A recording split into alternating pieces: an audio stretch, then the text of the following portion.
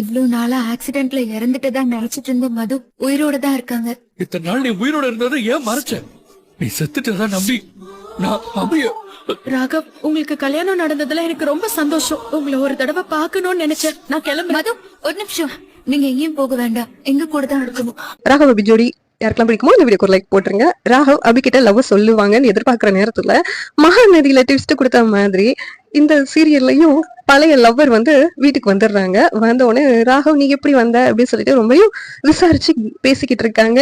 இதனால அபிக்கு என்ன வந்துட்டாங்களே அப்படின்னு சொல்லிட்டு ஒரு விதத்துல சங்கடமாவும் வருத்தமாவும் இருக்குது. இதுக்கெல்லாம் காரணம் அந்த முரளியா தான் இருக்கும். ஏன்னா ராகவ் அபி கிட்ட லவ் சொல்ல போறாங்கன்னு தெரிஞ்சு எப்படியாவது கூட்டு வந்து முன்னாடி நிப்பாட்டணும் அப்படின்னு சொல்லி முரளியோட பிளான் தான் இருக்கும் எல்லாமே.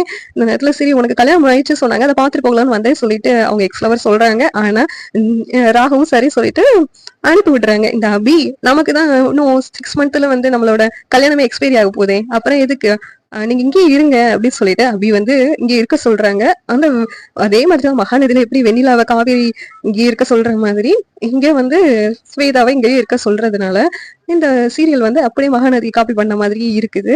இனிமேலும் அந்த ஸ்வேதா முரளி கூட சேர்ந்துட்டு ராகவ் அபியை பிரிக்கிறதுக்கு வேலையெல்லாம் பண்ணுவாங்க. இங்க ராகவ் அபி கிட்ட லவ் சொல்றதுக்கு தயங்குவாங்க. இந்த மாதிரிதான் வந்து அடுத்தடுத்து நடக்க வாய்ப்பு இருக்கு. இந்த சீரியல் எப்படி இருந்தா நல்லா இருக்கும் நீங்க நினைக்கிறீங்கன்னு கமெண்ட் பண்ணுங்க. இந்த வீடியோ பிடிச்சிருந்தா லைக் பண்ணுங்க, ஷேர் பண்ணுங்க, சப்ஸ்கிரைப் பண்ணுங்க. தேங்க்யூ.